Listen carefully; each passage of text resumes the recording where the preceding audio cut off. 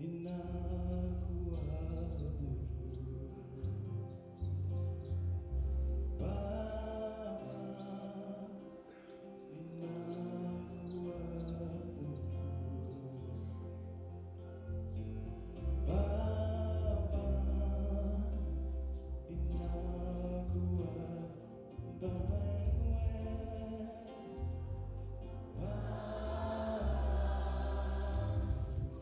Baba,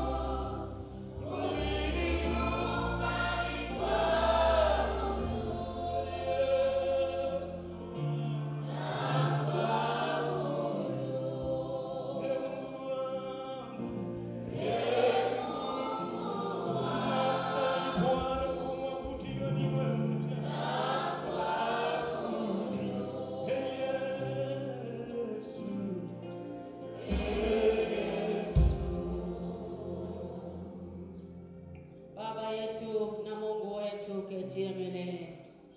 Wewe ni mwaminifu, wewe ni Mungu mkuu, wewe ni Mungu unayetupenda, wewe ni Mungu unayetujali.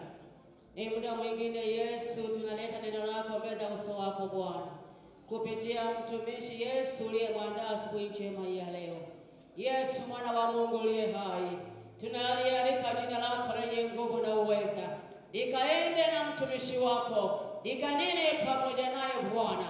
Roho Mtakatifu uliye mwaminifu, tunakualika Yesu asubuhi njema ya leo, useme nasi kupitia mtumishi wako. Endelea kumfunika, endelea kumtia mafuta ya Roho Mtakatifu, anene sawasawa na jinsi upendavyo. Ninajua asubuhi ya leo Bwana, lipo neno kwa ajili ya mama yule, lipo neno kwa ajili yangu, lipo neno kwa ajili ya kijana yule, lipo neno kwa watu wako Yesu. Tuko tayari kusikiliza Bwana. Unasema nini asubuhi ya leo? Unakufundisha nini asubuhi ya leo? Katika jina la Yesu, bariki mtumishi wako Bwana, mwatamie Yesu, shika kinywa chake mwana wa Mungu, nena pamoja naye Bwana, nena pamoja naye Bwana, ukamfunike na uwepo wa Mungu ukatawale ndani yake, katika jina la Yesu Kristo. Wanao tuko tayari Bwana kukusikiliza asubuhi ya leo, tuko tayari Bwana kusikia unasema nini. Roho Mtakatifu karibu, Roho Mtakatifu karibu, nena na kanisa lako Bwana, mwongoze mtumishi wako, mshauri mtumishi wako, mfunike mtumishi wako, mwatamie mtumishi wako, katika jina la Yesu. Asante kwa upendo wako wa pekee. Pokea sifa na heshima na utukufu kwa kuwa ni mwaminifu. Ni katika jina la Yesu Kristo. Amen. Basi kwa muda huu naomba tukae tutulie na tumkaribishe mtumishi wa Mungu anapokuja mahali hapa.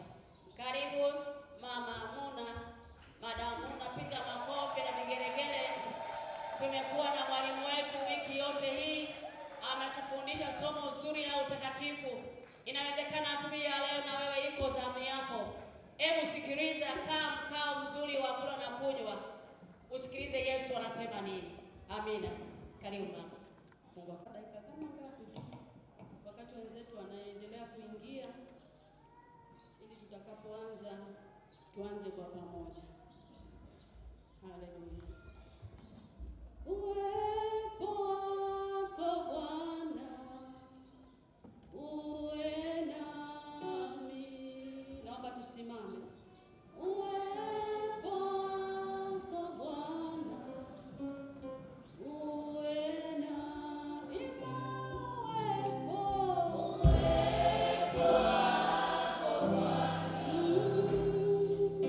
uwe nami.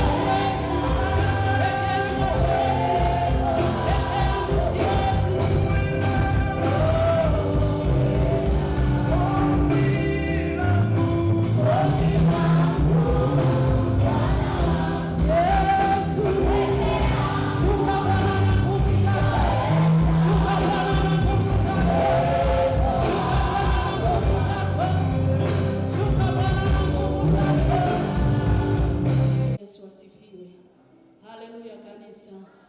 Na wasalimu katika jina la Yesu. Amina. Kwa majina yangu naitwa Faraja Mayani au Mrs. Muna. Bwana Yesu asifiwe. Haleluya kanisa. Amen. Basi moja kwa moja tuende kwenye somo letu la leo. Haleluya. Haleluya. Tuende kwenye somo letu la leo. Naomba nipate msomaji awe tayari. Msomaji awe tayari. Kulingana na muda wetu tutakwenda haraka. Kuna mambo mengi ya kufanya. Bwana Yesu asifiwe. Somo letu, wewe unayeandika,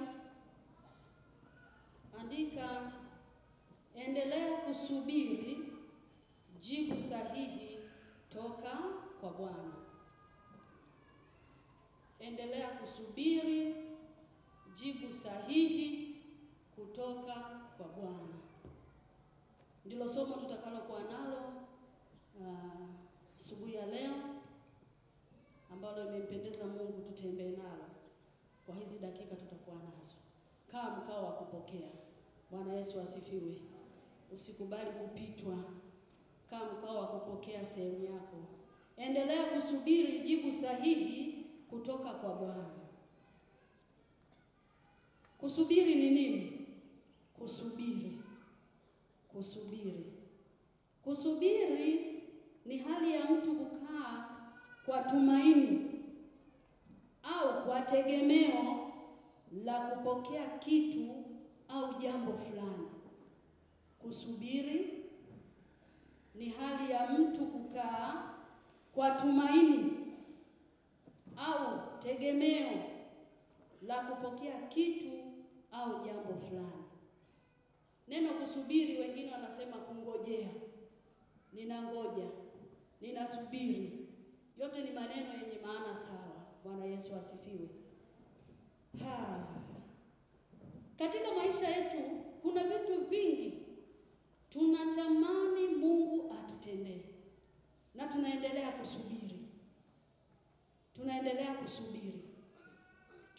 kusubiri. Katika maisha yetu kuna vitu vingi, kuna mambo mengi tunatamani Mungu atutendee, na katika hayo tunaendelea kusubiri maadamu tunalo tumaini. Bwana Yesu asifiwe. Mungu wetu asifiwe. Kutamani ndiko kunaleta kusubiri. Hauwezi ukasubiri kitu ambacho hujatamani. Na hapa nazungumzia ile tamaa nzuri. Mungu wetu asifiwe. Maana pia kuna tamaa mbaya. Unapoanza kutamani, ndipo kule kusubiri kunapoingia. Ndipo ile bidii ya kutafuta unachokisubiri inaanzia pale. Ninatamani mwakani na mimi nijenge nyumba, nitoke kwenye upangaji. Unatamani. Katika kutamani unaanza kusubiri. Katika kusubiri unakuwa na tumaini. Mungu wetu asifiwe. Kwa kumbe kutamani ndiko kunakoleta kusubiri. Bwana Yesu asifiwe. Haleluya. Endelea kuwa na imani kwamba katika huko kusubiri, endelea kuwa na imani kwamba ipo siku na wewe Mungu atakutendea. Ipo siku na wewe Mungu atayafuta machozi yako. Ipo siku utasimama madhabahu hii kushukuru kama wanavyoshukuru wengine. Amesema hapa mama huyu namna ambavyo Mungu amemtendea. Akasema aliyetenda kwake atatenda na kwako. Endelea kusubiri. Lakini katika kusubiri, unasubiri jibu gani? Somo letu linasema endelea kusubiri jibu sahihi. Kama kuna jibu sahihi, uwe na uhakika kwamba kuna majibu mengine sio sahihi. Haleluya. Kuna sehemu ambazo mwanadamu anaweza pata majibu. Kuna sehemu ambazo mwanadamu anaweza kupata majibu ya maswali yake. Zipo. Sehemu ya kwanza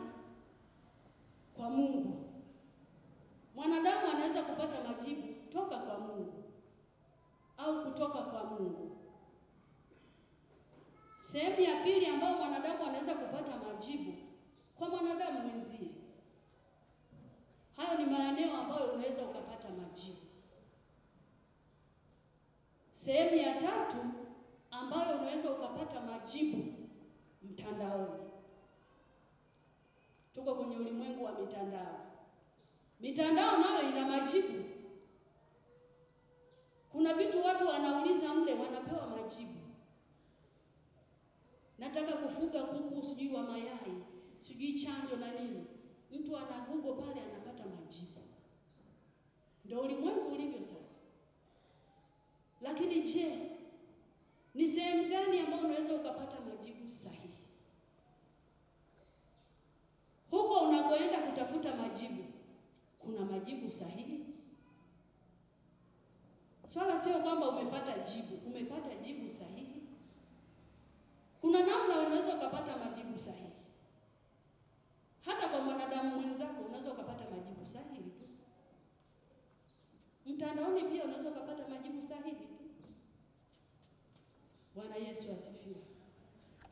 Haleluya. Haleluya. Amen. Kwa mfano, unaweza ukamuuliza mwanadamu mwenzio swali la kawaida tu. Naomba unielekeze njia ya kwenda Isevia. Au kamwambia, hivi nikitaka kwenda Isevia nipite wapi? Hilo si ni swali? Si unamuuliza mwanadamu mwenzio? Hilo ana uwezo wa kukwambia. Unataka kwenda Isevia au Ipuli? Wewe pita hii lami moja kwa moja, huko mbele utaona kibao kimeandikwa Isevia Street. Ukikiona tu hicho ndio umefika. Na kweli ukinyoosha hii lami unafika. Kama ni Ipuli utafika. Haleluya. Kuna baadhi ya maswali mwanadamu hana majibu. Kuna baadhi ya maswali ulionayo wewe, hata ukimuuliza mwanadamu mwenzio hana majibu. Hata ukimuuliza mama, baba, hana majibu. Hana majibu. Lakini pia mwanadamu huyo huyo wakati mwingine anaweza kukupa majibu ambayo sio sahihi. Kuna wakati anaweza kukupa majibu ambayo sio sahihi. Tuko kwenye somo linasema, endelea kusubiri jibu sahihi toka kwa Bwana. Haleluya. Haleluya. Kuna baadhi ya maswali mwanadamu hawezi kukupa majibu sahihi. Na wakati mwingine anaweza akawa anajua jibu sahihi lakini asikwambie. Asikwambie. Akakudanganya tu. Akakudanganya. Kama mwanadamu hana baadhi ya majibu ya maswali yetu, Mungu wetu wa mbinguni, yeye ana majibu ya maswali yote. Hakuna swali ambalo utasema hili Mungu hana majibu. Yeye Mungu ana majibu ya maswali yote. Yote. Wewe muulize. Muulize tu. Tena majibu ya Mungu ni majibu sahihi. Majibu ya Mungu ni majibu sahihi. Ni majibu sahihi. Na majibu ya Mungu ni majibu yenye uhakika. Ukimwendea Mungu kwa unyenyekevu, una maswali moyoni mwako, kuna namna unataka usaidiwe, umewauliza wanadamu, wamekuvunja moyo, wengine wamekupa majibu ambayo hayakukufikisha kule ulikotakiwa kufika. Njoo kwa Mungu, rudi kwa Mungu, piga magoti. Kwa Mungu kuna majibu sahihi. Tena majibu ya maswali yote. Yeye hajibu baadhi ya maswali, anajibu maswali yote. Bwana Yesu asifiwe. Na maswali ya Mungu, naamini wapo hapo ambao watu walishawahi kujibiwa maswali na Mungu tunayemwabudu leo, watakuwa mashahidi. Majibu ya Mungu wetu ni majibu yenye furaha. Ni majibu ambayo hayana majuto. Ni majibu yenye amani. Ukipokea jibu kutoka kwa Mungu, lile jibu linakuwa faraja. Lile jibu linakupa furaha. Ukitazama ile kazi ambayo ulimuuliza Mungu nifanye kazi gani,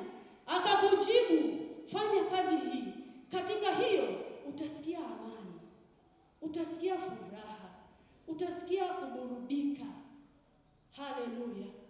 Kama ni swala la mke, mme, umemuuliza Mungu, usiende kuuliza wanadamu. Atakupa majibu ya kukukatisha tamaa, atakupa majibu ya kukuvunja moyo.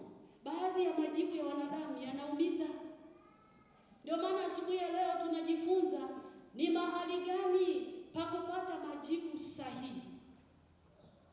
Si vibaya kuuliza majibu kwa wengine, si vibaya. Na wakati mwingine Mungu anatumia hao wanadamu kuweza kukuvusha. Lakini je, lile jibu ulilopewa ni jibu sahihi? Litakufikisha kule ambako unatamani kufika? Bwana Yesu asifiwe. Una maswali gani yanayokusumbua? Una maswali gani ambayo yamekufanya ukose amani? Ni maswali yapi ambayo unadhani kwamba Mungu hana majibu? Yapi? Mchana wa leo tunakwenda kujifunza kwa habari hizo. Yupo Mungu awezaye kuachilia majibu sahihi. Yupo Mungu awezaye kuachilia majibu ya amani. Yupo Mungu awezaye kuachilia majibu yenye furaha. Yupo Mungu awezaye kuachilia majibu yatakayokufanya uendelee mbele. Kuna majibu mengine unaweza ukapokea, lakini kama sio jibu sahihi, likakufanya hata kanisani tusikuone. Lile jibu likakurudisha nyuma. Lile jibu likakufanya uone kana kwamba si uko wapi. Haleluya. Kwa Mungu wetu kuna majibu sahihi. Muulize tu. Swali lolote muulize. Lolote linalokusumbua. Na nilipozungumzia habari za maswali, maswali yanaenda sambamba na mahitaji. Una mahitaji gani ambayo unadhani kwamba Mungu hawezi kutenda? Yapi? Mchana wa leo neno la Mungu linatuambia kwa Mungu wetu kuna majibu yote. Kwa Mungu wetu kuna majibu yenye furaha. Kwa Mungu wetu kuna majibu ya kututia nguvu ya kuendelea mbele. Na uzuri wa jibu sahihi litokalo kwa Mungu, hata kama itainuka changamoto katika lile jibu ambalo Bwana amekujibu, ukawa na uhakika kwamba hili jibu ni sahihi, una ujasiri wa kumrudia na kumuuliza, kwa sababu unajua lile jibu lilitoka kwake.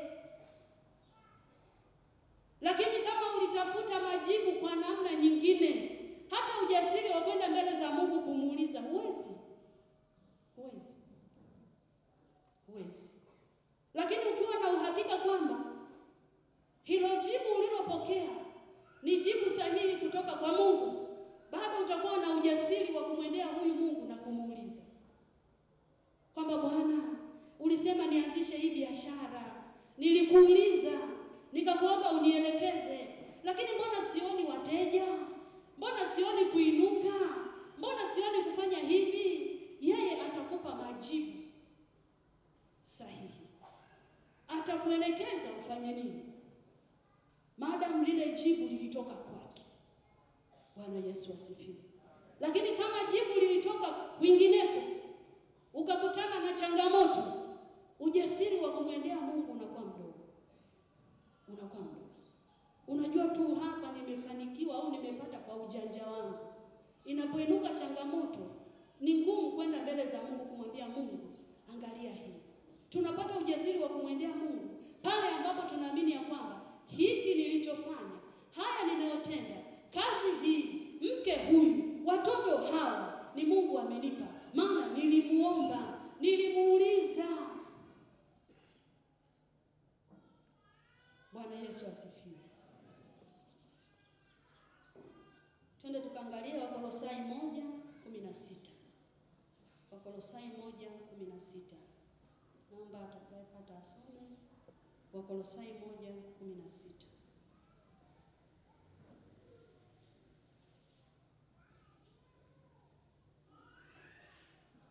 Wakolosai 1:16. Niliomba nipate msomaji. Wakolosai 1:16 Biblia inasema Kwa kuwa katika yeye vitu vyote viliumbwa, vilivyo mbinguni na vilivyo juu ya nchi, vinavyoonekana na visivyoonekana, ikiwa ni vitu vya enzi au usultani au enzi au mamlaka, vitu vyote viliumbwa kwa njia yake na kwa ajili yake. Amen. Amina. Kwa kuwa katika yeye vitu vyote viliumbwa, mbinguni na vilivyo juu ya nchi, vinavyoonekana na visivyoonekana. Kama yeye ndio ameumba vitu vyote, tena anasema vinavyoonekana na visivyoonekana, kwa nini asiwe na majibu? Kwa nini unadhani kwamba hana majibu ya baadhi ya maswali yako? Yeye ndio muumbaji wa vitu vyote, tena anasema vinavyoonekana na visivyoonekana. Kwa nini unamwekea mipaka kwamba hili Mungu huwezi kujibu? Acha nikatafute majibu kwa wanadamu, acha nikatafute majibu kwingine. Yeye ndio muumbaji wa vitu vyote, yeye ndio muumbaji wa vitu vyote, unavyoviona na usivyoviona. Kuna vitu vingi sana Mungu ameviumba hatuvioni. Mungu wetu asifiwe. Lakini katika hivyo vyote yeye anayo majibu. Usimwekee Mungu mipaka.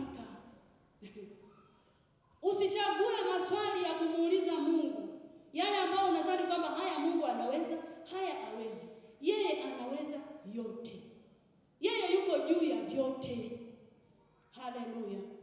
Muulize tu, anasubiri umuulize. Nikawa nasoma habari za Bartimayo kipofu. Alipomfikia Yesu aliona kwamba yule mtu anahitaji gani. Aliona. Kwa nini alimuuliza unataka nikutendee nini?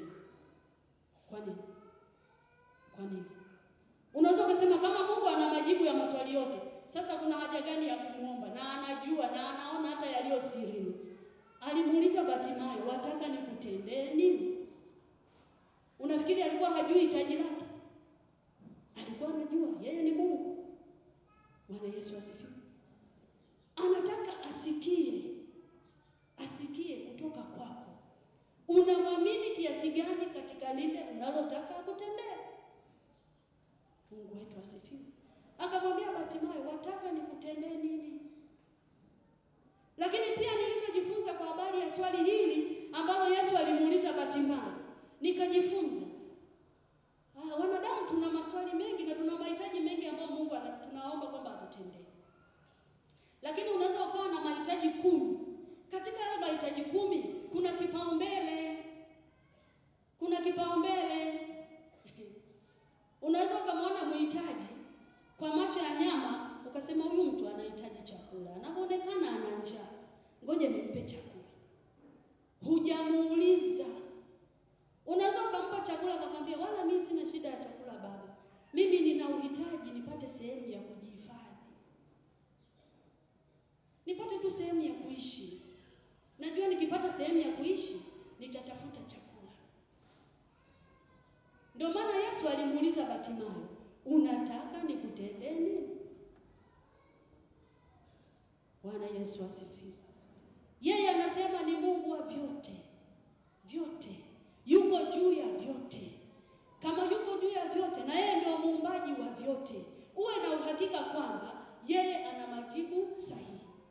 Anasubiri tu uende kwake ukamuulize. Ukamuombe.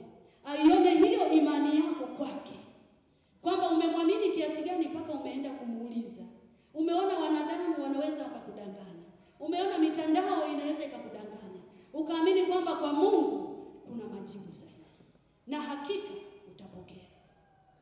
Ukichukua hatua ya kumuuliza, uwe na uhakika utapokea majibu ya maswali yako. Haijalishi utamuuliza kwa miaka mingapi. Mungu wetu asifiwe. Lakini uwe na uhakika jibu lako linakuja. Wewe usichoke. Usichoke kusubiri. Endelea kusubiri. Usione kama vile Mungu amekawia. Usione kama vile Mungu haoni. Usione kama vile Mungu hakusikii. Yeye anasema anasikia. Sikio lako si zito. Sikio lake si zito. Hata endelea kusubiri. Usichoke kumuuliza, usichoke kumuomba, usichoke kumshirikisha juu ya hitaji lako. Usichoke. Usihesabu miaka iliyopita.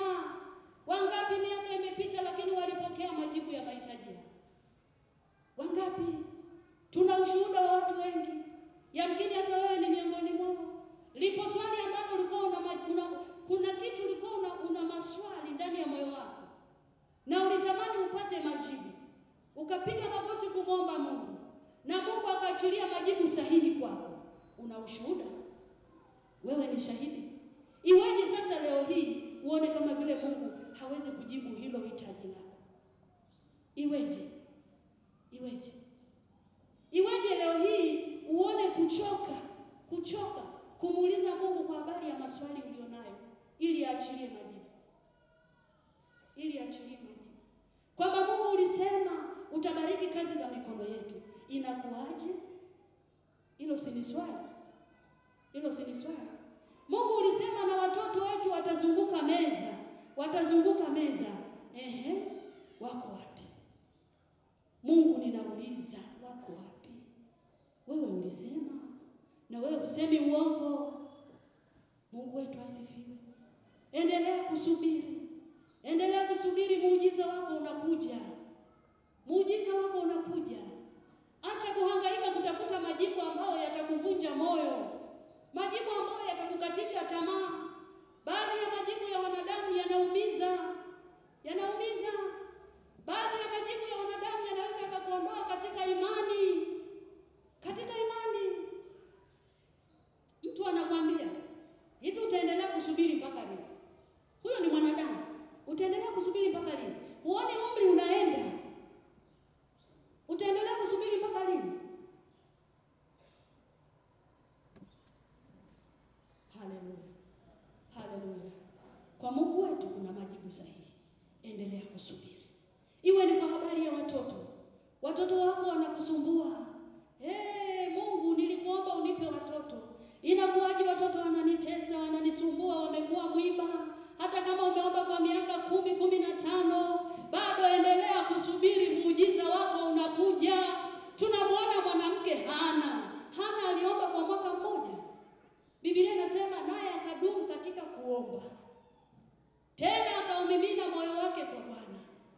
Mpaka pale alipohakikisha kwamba Bwana ameachilia majibu ya maswali yake.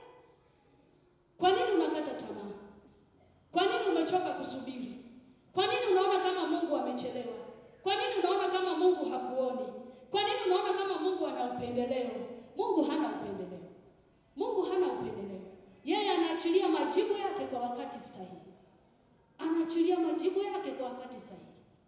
Anataka akuone ni namna gani unaweza ukavumilia. Amekuchagua wewe uwe shuhuda au uwe ushuhuda kwa watu wengine. Wakikutazama waseme kama Mungu amemtendea huyu miaka 10 na kadhaa, lakini Mungu amefanya. Acha na mimi niendelee kusubiri. Acha na mimi niendelee kusubiri. Mungu amekuamini. Mungu amekuamini. Kuna wengine katika hilo unalosubiri, katika hilo unalouliza, kuna mwingine labda amekaa kwa kusubiri kwa mwaka mmoja akapokea. Mwingine amekaa katika hilo unalolisubiri la hivyo miaka 2 akapokea. Mungu amekuamini. Hata huyo wa mwaka mmoja alimwamini. Mungu wetu asifiwe. Yeye hawezi akaachilia wakati wa kusubiri ambao unaweza ukafika mahali ukakufanya wewe ukatoka kwenye mstari. Anajua hata miaka 10 unaweza kusubiri. Hata miaka 5 unaweza kusubiri. Lakini huyu nikiachilia miaka 5 hawezi. Acha nimtendee miaka 2 mmoja. Mungu wetu asifiwe. Mungu anakuamini. Na bado nataka kuona ni namna gani unaendelea kumsubiri. Maadamu unataka kupata jibu sahihi. Hujahangaika kwenda kwa madaktari. Mungu wetu asifiwe.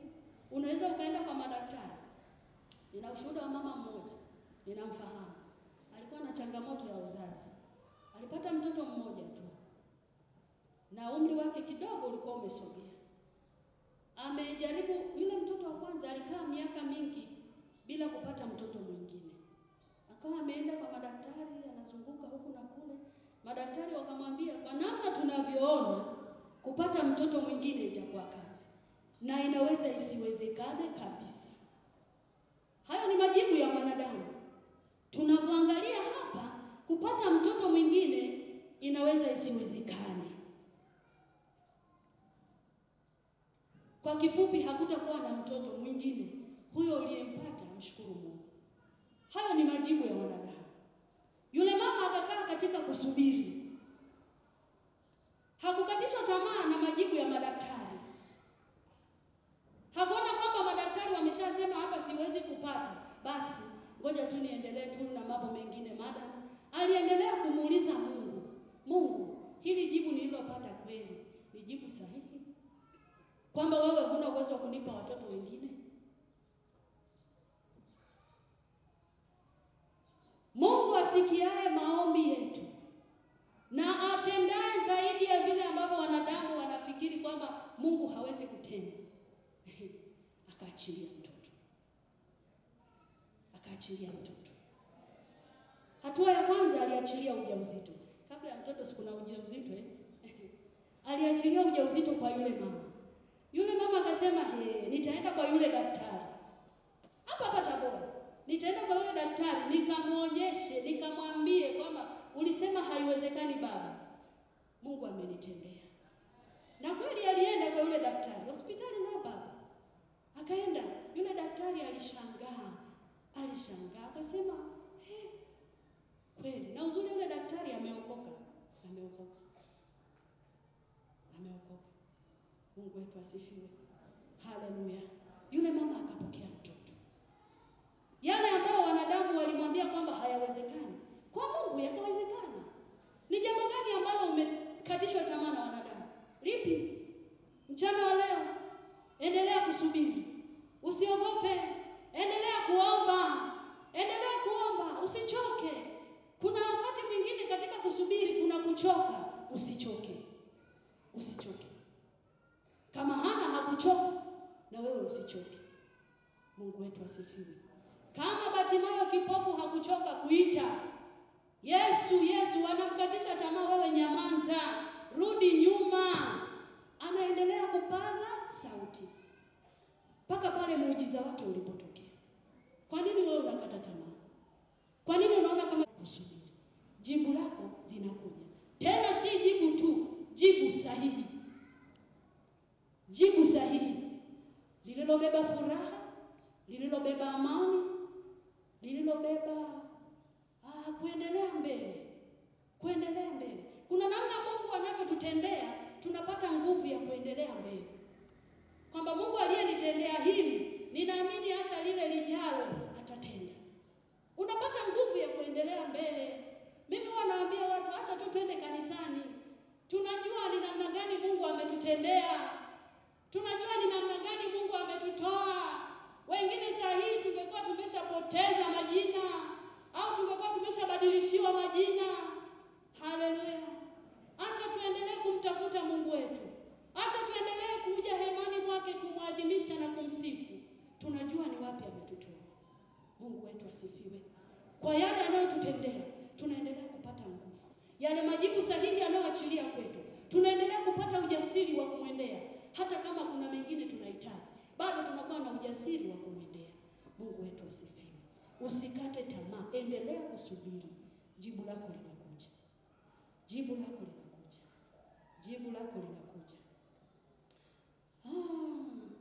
Tuangalie mambo yaambatanayo na kusubiri jibu sahihi. Kwa haraka. Muda niliopewa umekwisha. Ila niwaombe radhi viongozi, tu dakika kidogo basi. Mambo yaambatanayo na kusubiri jibu sahihi. Unaposubiri jibu sahihi, sio sawa na mtu amekaa anasubiri jibu lolote. Kuna mtu ukimuuliza, wewe hivi katika maisha yako unapendelea kitu gani? Nakwambia tu vyote. Huyo lolote litakalo kuja sawa tu. Ila sisi tunaosubiri jibu sahihi, kuna vitu vinaambatana na kusubiri jibu sahihi toka kwa Bwana. Huwezi ukakaa hivi tu. Jibu sahihi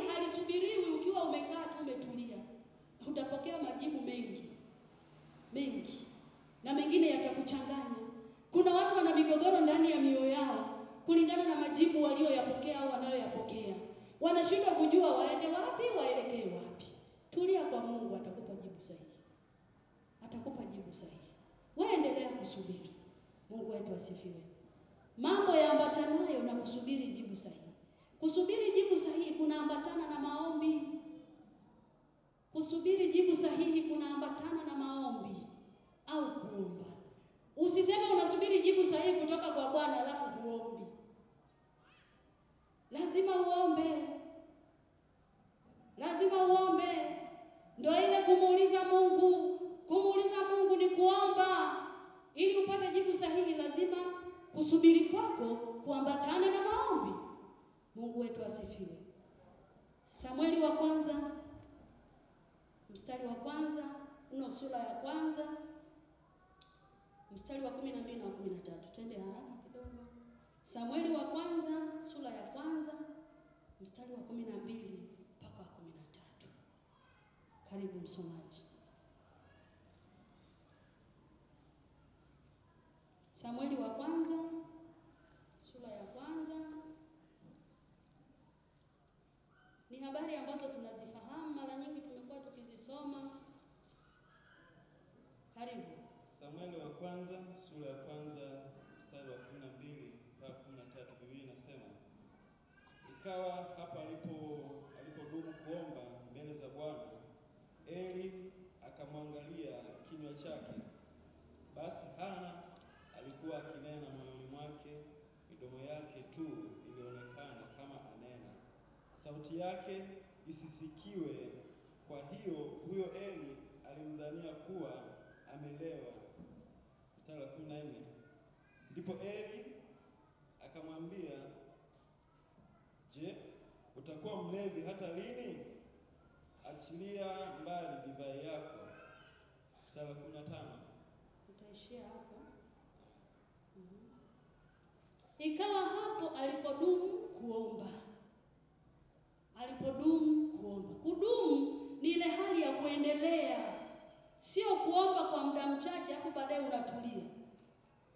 Kuendelea. Hana alidumu katika kuomba. Kusubiri kwake kuliambatana na maombi. Ndio maana nakwambia unaposubiri jibu sahihi toka kwa Mungu, ambatanisha na maombi. Usikae hivi umetulia unasema nasubiri jibu sahihi kutoka kwa Bwana. Omba. Omba. Tena dumu katika kuomba mpaka utakapoona ya kwamba Bwana amekutendea. Usitulie. Mungu wetu asifiwe. Haleluya. Angalia Luka 18 sura ya mstari wa kwanza mpaka wa 8. Naomba usome haraka kidogo. Luka 18. Luka 18 mstari wa kwanza anasema, akawaambia mfano ya kwamba imewapasa kumwomba Mungu siku zote, wala wasikate tamaa. Amina. Imetupasa kumwomba Mungu siku zote. Tusikate tamaa, watu wa Mungu. Haleluya. Usikate tamaa mpendwa. Dumu katika kuomba. Endelea kumuuliza Mungu naye ataachilia majibu. Bwana Yesu asifiwe. Jambo la pili, kusubiri kunaambatana na sadaka. Unaposubiri jibu sahihi kutoka kwa Bwana, ambatanisha na sadaka. Kusubiri kunaambatana na sadaka. Twende tukaangalie Samueli wa kwanza mstari wa 4 mpaka wa 5. Samueli wa kwanza samani kidogo, samani wapendwa. Twende Wafalme wa pili sura ya 4 mstari wa 8 mpaka wa 16a. Niwie radhi kidogo.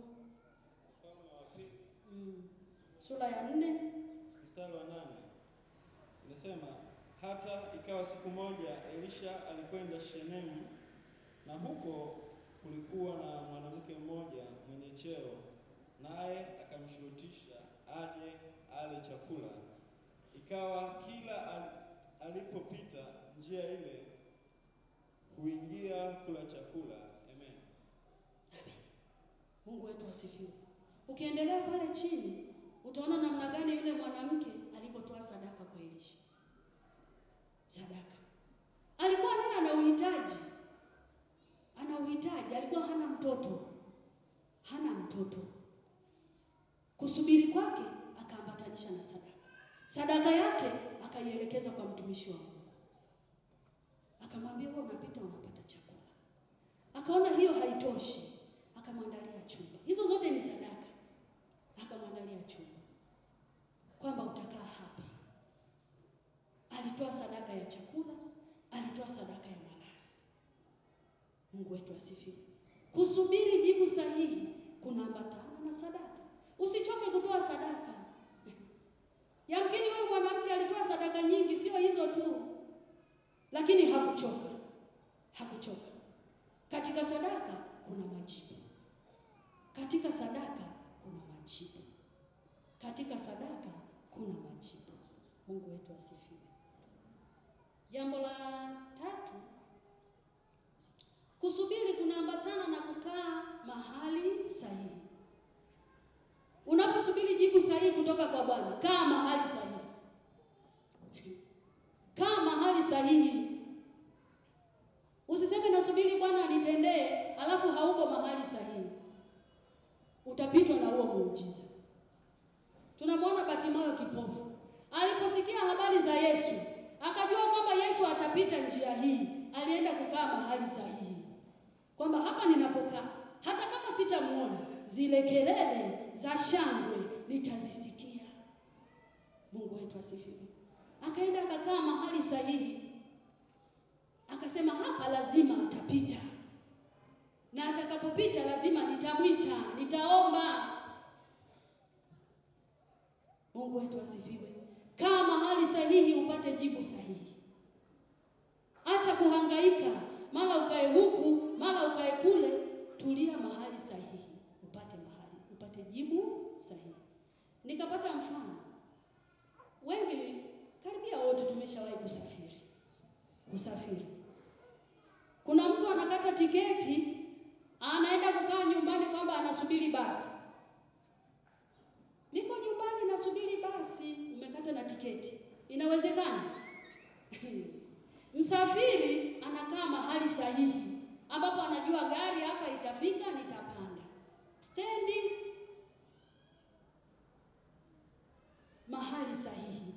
Kaa mahali sahihi upate jibu sahihi. Jibu lenye amani, lenye utulivu. Mungu wetu asifiwe. Haleluya.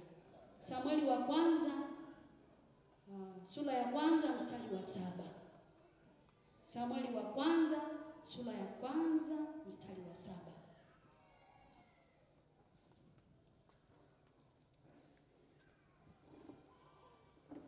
Naenda haraka kwa sababu ya muda. Utanisamehe. Naomba usome Samueli wa kwanza sura ya kwanza mstari wa 7. Anasema, tena mmewe akafanya hivyo mwaka kwa mwaka, hapo yule mwanamke alipokwea kwenda nyumbani kwa Bwana, ndivyo yule alivyomchokoza.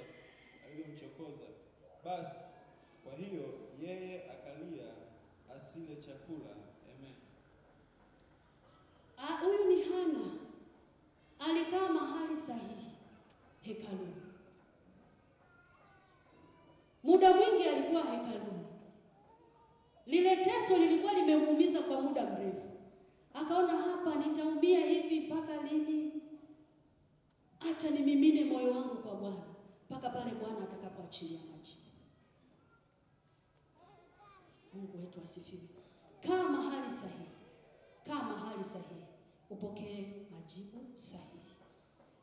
Tuangalie jambo la 4. Kusubiri kunaambatana na uvumilivu au kutokukata tamaa. Unaposubiri jibu sahihi kutoka kwa Bwana,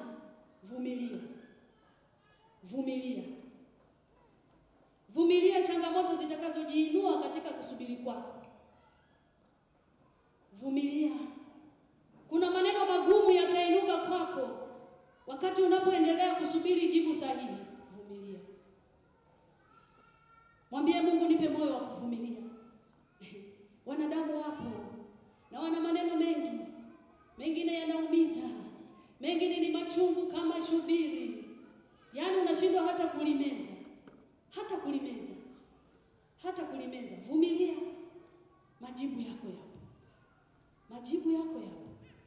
majibu yako yapo. Kusubiri kunaambana na uvumilivu au kutokukata tamaa. Tumeona mfano wa Bartimayo kipofu, hakukata tamaa. Japo walimkatisha tamaa nyamaza, lakini hakukubali kukata tamaa. Kwa nini unakubali kukata tamaa? Eti kwa sababu fulani amesema haiwezekani. Kwa nini unakata tamaa? Huyo ni mwanadamu. Huyo ni mwanadamu. Yuko Mungu mwenye kauli ya mwisho. Yuko Mungu mwenye usemi wa mwisho juu ya maisha yako. Yeye aliye juu ya vyote, aonaye sirini, ana kauli ya mwisho juu yako. Usikate tamaa. Usikate tamaa. Usikate tamaa. Biblia inasema kadri Hana alivyokuwa akienda mbele za Mungu, ndivyo yule mke mwenzie Penina alivyozidi kumchokoza. Soma Biblia. Kadri alivyokuwa akienda mbele za Mungu, Penina anazidi kumchokoza. Kadri unavyotia bidii kusubiri na kumwomba Mungu, yakainuka ya kukukatisha tamaa.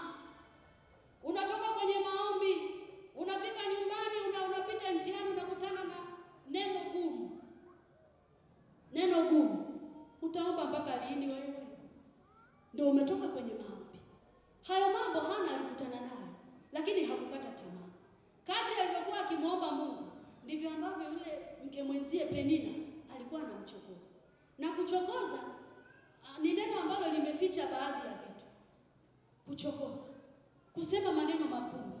Mtu anaachilia maneno magumu kwako kulingana na uhitaji ulionao. Wewe umesoma, unafikiri utapata kazi wewe? Wangapi wamesoma? Wangapi? Hayo si ni maneno magumu ya kukukatisha tamaa. Na wewe unaendelea kusubiri jibu sahihi. Umeumimina moyo wako kwa Bwana. Umetoka kwenye maombi. Ni chumbani mwako umejifungia. Ni njiani unaomba. Unapita sehemu unakutana na neno gumu. Unafikiri inawezekana kupata kazi? Wala utaomba sana. Huko si ni kuchokozwa? Si ni kuchokozwa? Lakini katika huko usikate tamaa. Endelea tu. Hao wanaorusha maneno magumu kwako ya kukufanya ukate tamaa. Habari za Bartimayo zinanifurahisha. Wale waliokuwa wanamwambia nyamaza, nyamaza, Yesu aliposema mleteni, wakaanza twende, anakuita twende, twende. Wale waliokuwa wanamwambia nyamaza, wakaanza kumsogeza kwa Yesu. Hao wanaosema haiwezekani, lakini ukikaza kwenda mbele za Mungu, ukikaza kumlilia Mungu, ukiendelea kusubiri jibu sahihi, litakapoachiliwa lazima watasema. Lazima watasema tu.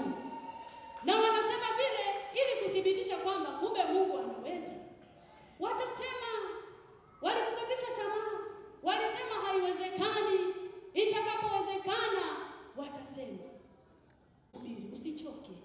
Usikate tamaa, mwangalie Mungu. Mwangalie Mungu aliyeachilia ahadi zake kwako. Mwangalie Mungu. Na maadamu unataka majibu sahihi, endelea kusubiri. Endelea kusubiri. Kuna majibu mengi unaweza kuyapata duniani, mengi, lakini sio sahihi mengine. Mengine sio sahihi. Tulia mbele za Mungu. Tulia mbele za Mungu, majibu yako yanakuja. Si muda mrefu Mungu atakufanyia kicheko. Si muda mrefu Mungu atakufanyia kicheko. Si muda mrefu Mungu atakufanyia kicheko. Haleluya.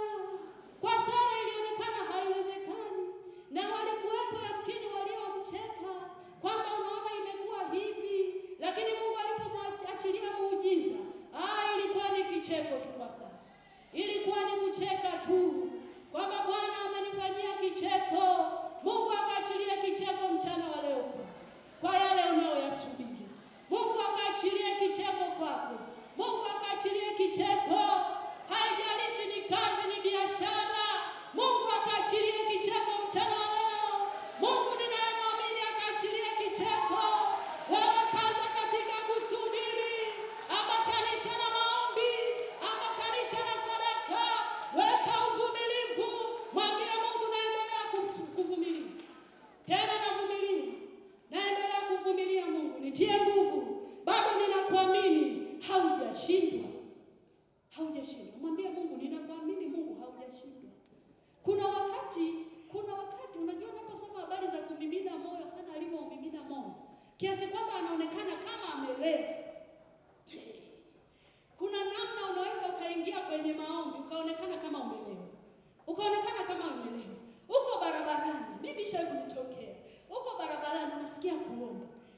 unatembea unaenda kazini, moyo wako umeumimina kwa Bwana, maadamu unataka Mungu akutendee jambo lile.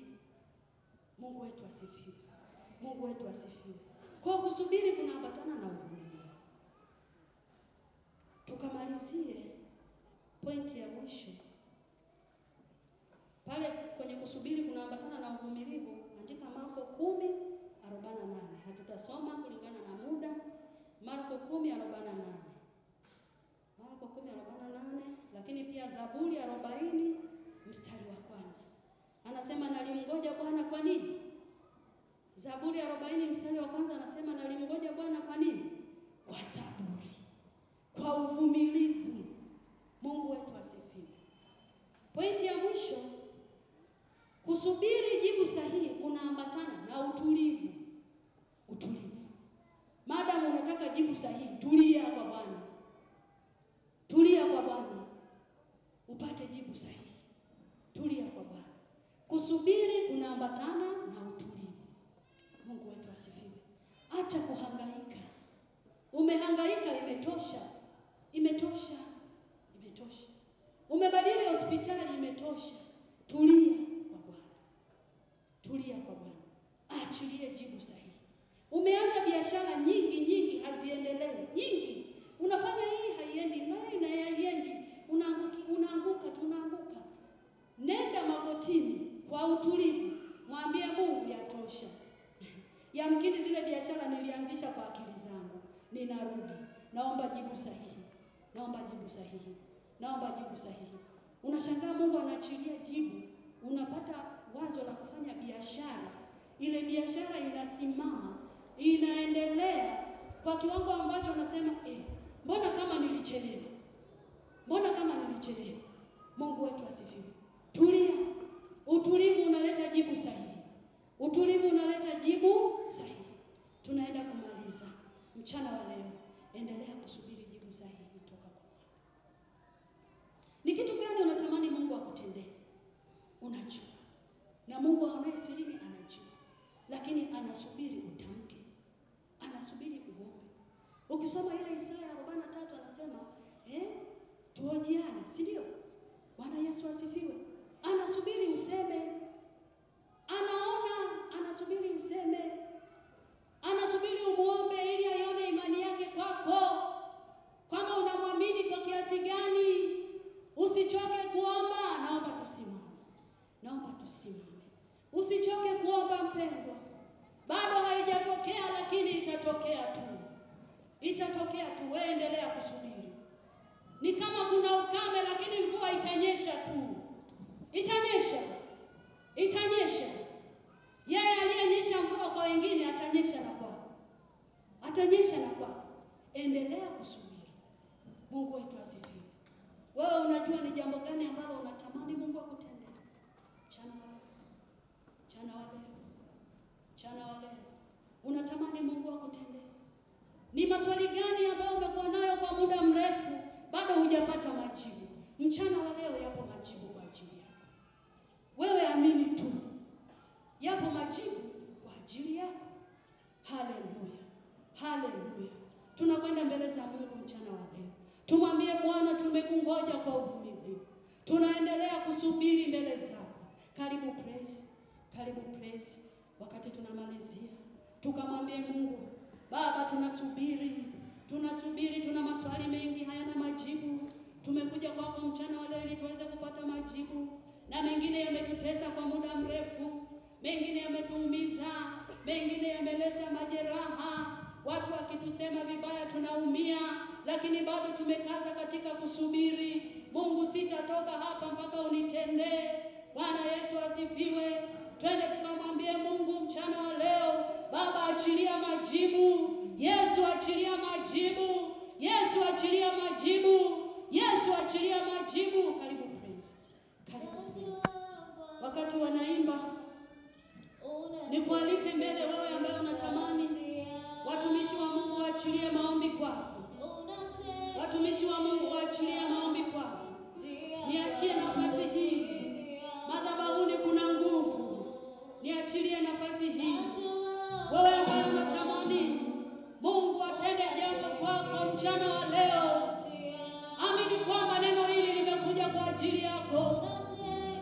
Usiseme hili limekuja kwa ajili ya mwingine. Karibu. Karibu. Karibu.